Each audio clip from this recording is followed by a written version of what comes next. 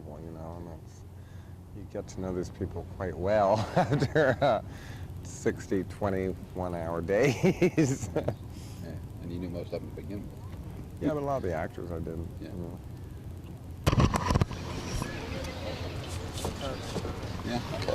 Some of the what I'm going to do with this story is it'll go national, but it'll also play here probably in a little longer version. Right. A little ball, not ball. Yes. We hadn't quite started yet. I'll keep my hand out of the way. All right. So I'm supposed to answer with the question and the answers? You don't have to. Okay. Good. Okay. Yes, no. No, I'm... Thank you. Maybe I'll tell you, maybe I won't. All right. It's too bad there's no You ever phone. done interviews like that? Oh, many. Really? Many, yes. Many of them, yeah, too many. I remember the last time, though, although I didn't do the interview, there's no phone here for you to pick up and be mean. Oh, right. No, that wrong number. Okay, all right, what's the movie about? The movie's about juvenile delinquents in 1954 and how much fun it is to be a juvenile delinquent. Because I always wanted to be a juvenile delinquent, but basically my parents wouldn't allow me to. So now, like everything, I get to be a juvenile delinquent when I'm 43 for 61 days of a movie. I have read... Only I get to tell the juvenile delinquents what to do.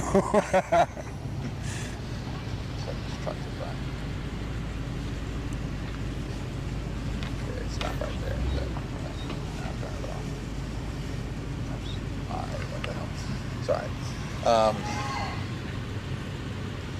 I read that you wrote this with Johnny Depp in mind, the character. Well, no, I didn't, but halfway through this writing of it, I thought, God, who's going to play this?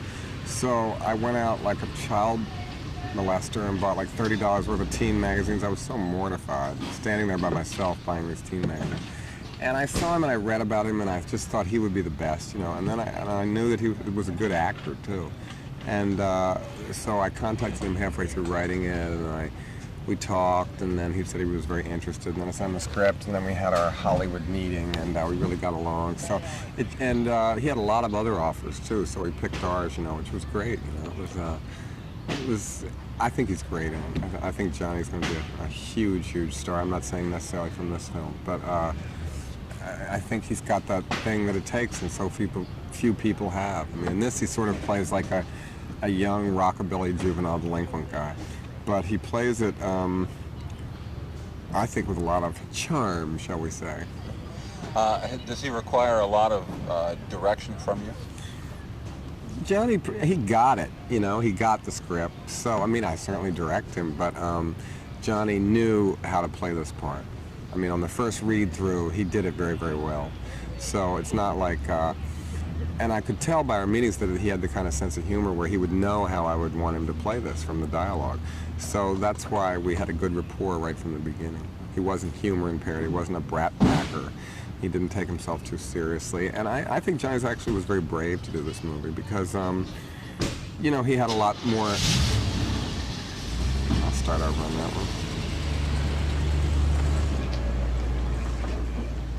I think Johnny was really brave to do this movie because he had a lot of offers and probably much safer films, and he wanted to do this, and it was a chance because his career was very hot at the time. He had a pick of almost anything he wanted to do. Why is this movie not as safe? It's not as safe as him playing a cop movie. It's not as safe as him playing, you know, a buddy picture. Any of those kind of things it's not as safe. But it's a lot. It's safer for you, this movie, than. No, I think it's probably rougher than Hairspray. It won't get a PG. It'll get a PG-13, I think, a hard PG-13 that defines and pushes the limits of PG-13. What's the story a little bit? Well, it's about a good girl whose hormones are begging to go bad. And she falls in love with Johnny Depp, and he's the drapes, which was a very Baltimore word about what drapes were, guys that wore like baggy pants at the top, pegged at the bottom with peacock blue stripes down the side, and big. It's a boy hairdo movie instead of a girl hairdo movie, and they were the first peacocks, sort of, and it's them against the squares, which the squares were also in Baltimore. It was not an insult to be a square. It was like being sort of Joe College kind of thing in 1954, and it's sort of a war between them. And it's much more complicated. You know, all my plots are like so twisted, and this one has 8 main characters and subplots. So, and I'm so out of sequence shooting, and I forget what it's about. It must be kind of strange for people who have not seen your previous movies to walk in a video store having only seen Hairspray and picking up this. Well, I always thought that's funny. Like when Hairspray came out, and said, "Oh, we loved Hairspray," and said, "Let's get Pink Flamingos." And maybe it's about Florida. Who knows? I know some older woman came up to me in the supermarket and said, "I love all your films." I said, "You do not." And she said, "Oh, well, I haven't seen all." I knew there was no way this woman loved Multiple Maniacs. Tell me about you really have, except for a couple of people, this really is not, I mean, it's a completely different thing in a lot of ways. All your cast. I think it's the same as all my movies. I think all my movies are in some ways the same. Sense of humor is the same. They're always about people that are underdogs that win. They're always about unconventional people that win. They're still like that. It's different in the fact that Divine isn't in it. It's a boy movie rather than a girl movie. But it's the same kind of movie. It's a John Waters film. I mean, there's puke in it. You'll be happy to know.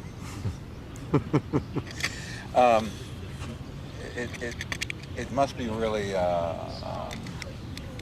discomforting in some way to not have Glenn around, not have Divine on the set. Well, Glenn, I never thought of him as Glenn anyway. But Divine, well, you know, this was written after Divine died. It wasn't like, so I knew Divine wasn't going to be in it. And, you know, I came to terms with that. I mean, that he was not going to be in it, obviously. I did not have that directorial power to get his performance from beyond the grave. If it was possible, he would have come back anyway. I don't know, the first day I saw the first take of the whole movie, Johnny Depp pulled up on a motorcycle, and I thought, well, this is the same as Divine in a way. It's a strong image. I think Johnny's a movie star and a good actor, and I think Divine was too. So I miss his spirit. He would have loved to have been in this, but there's no part in this that Divine would have played because I wrote it later, and you know, there's nobody in drag, and I'd never have anybody in drag in it ever again. And I just didn't try to replace him. This is the only way to deal with it. Okay, 2 more things. Talk a little bit about the casting. This is one of the most unusual casts probably in the history of motion pictures. Yeah, since Juan Tantan and Pepe. Well, it's my idea of an all-star cast, which I think it is. And it's people that I respect and that I'm obsessed by or fascinated by, and it's the way I get to meet them, is put them in my movie. And it always astounds me, they all say yes. So it was fun casting it. I mean, I always spend a lot of time casting. You know, Pat works with me a lot, Pat Moran, and we had a woman in New York, Paula Harold, and you know, we went to LA a lot, we went to New York, we cast a lot here, and right down to the smallest extra. I think it's very, very important that the cast has that look, because there's really no such thing as an extra in my film. Everybody has a look, everybody has a certain character. So to me, casting is the most fun. How did you get Patty Hearst? Easy. Patty said, yeah, I knew Patty, we'd become friends, and I met her at the Cannes Film Festival, and I told her I went to her trial a lot, and that I'd seen this movie, Patty Hearst, and it made me for the first time believe she was innocent. And then she quoted me a lot in articles that I read about when she was pushing that movie. And so we, you know, we're just friends, and I think she trusted me. And that's why she did it, because I want people to have fun with Patty Hearst in the movie, and I think she knew that. I think she basically trusted me that I wasn't going to do something that was going to make her look bad, and I don't think I have. What's the biggest advantage and the biggest drawback to having a large budget? The biggest advantage is a large paycheck. The biggest disadvantage, there isn't one especially. The biggest disadvantage is it doesn't make it easier at all. It makes it maybe a little harder because there's just more people. There's more. I mean, when we move, it's like there's millions of trucks. You know, it's not like the old days you hop in the car with a camera and go somewhere. You got to move 30 trucks now. And it's bigger, it's more cumbersome, and it's slower moving. but I think it makes for a better movie, certainly, and an easier movie to watch. But to me, it's not. It doesn't really seem that different because it's been gradual each time, you know, with each movie. So, and I guess there's more pressure for you to have a hit. And to have a hit, more people have to see it because it has to gross about 3 times what it costs to break even. Is it more fun? Is it more fun? In some way, it's always fun to make movies, but it's fun in hindsight.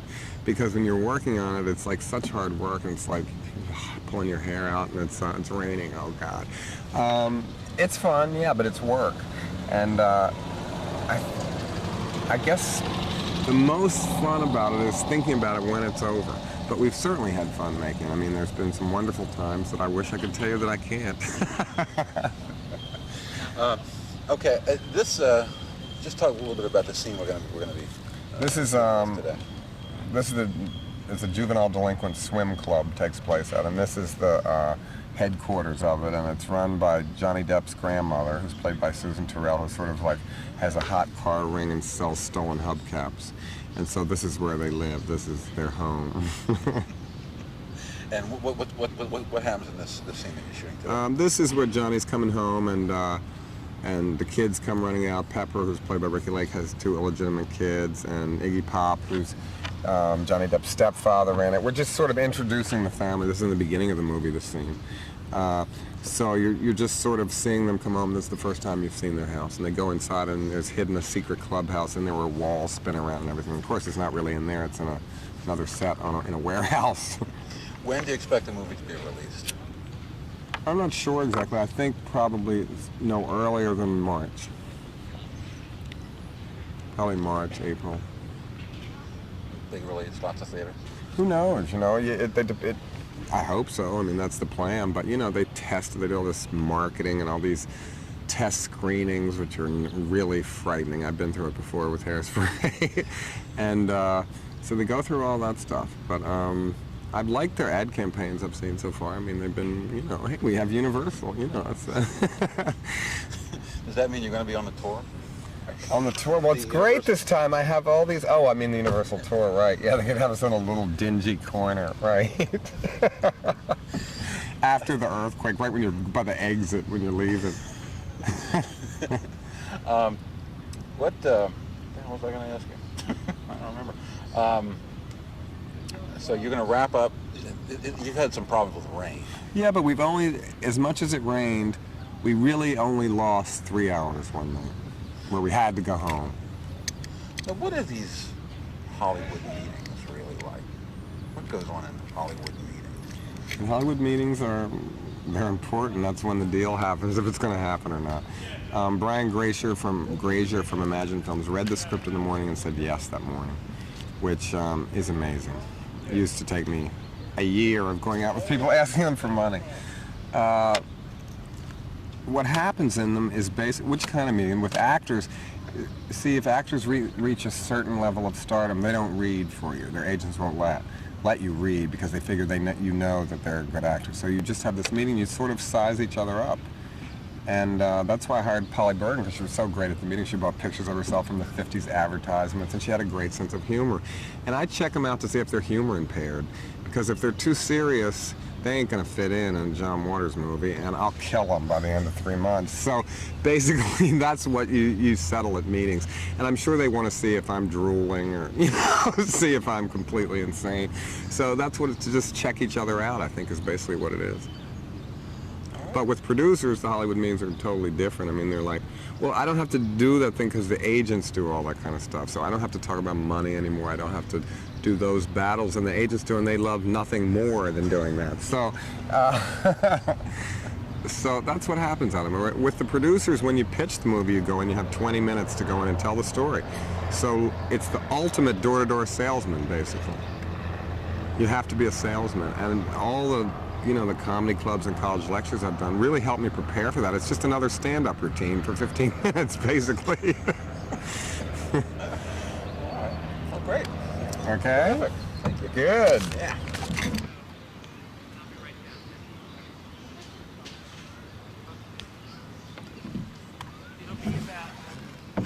It'll be a bit before the jacket.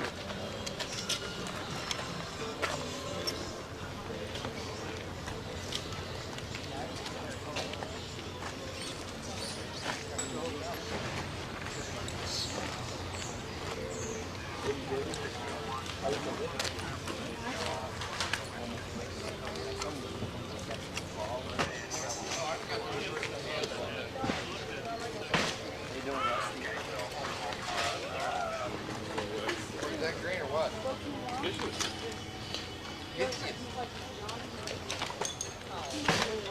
many hours on it? 364 almost. Just about it. Well, Boy, is that blood and money. Good and good now. Oh, whoop-de-doo. Oh no, that's what Jack.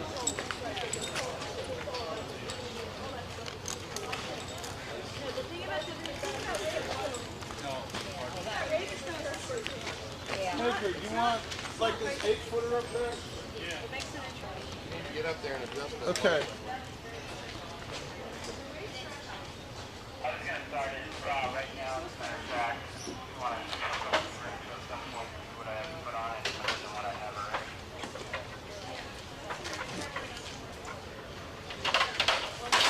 Okay, thank you. It's good, Tom.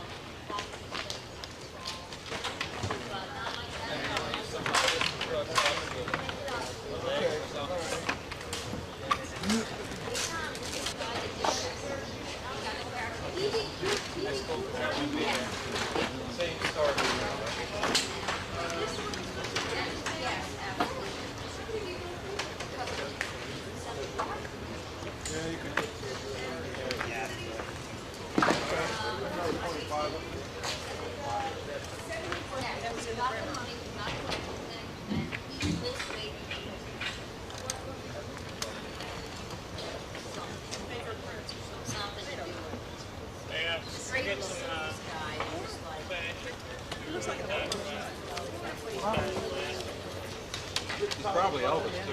Could have been Elvis, yeah. Look at that. But did you see that composite? That's the great. How you doing, Tom? See, it takes 5 people to just push this dolly around. Dolly truck already. Okay.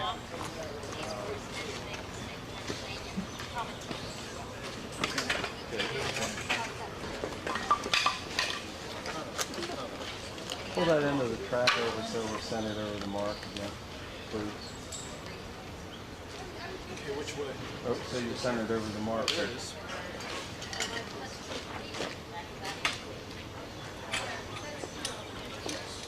My brother says it too, and then he says, that's it. That's exactly what it is. Where's Marty?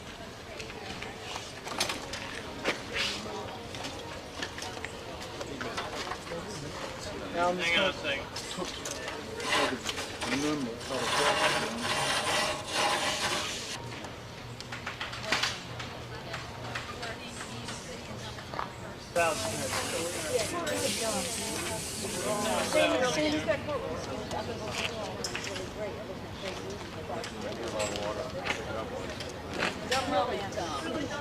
There's another. There's another. You go while you're on. And then Charlie died. Oh, this way, it was really funny. He turned on his head. They said, I can't use that language in the room. And he goes, and he brings 150 books in. Client, and his client like bombs abortion clinics, and he believes they didn't do it, and then he starts spending against them. I'm like, so.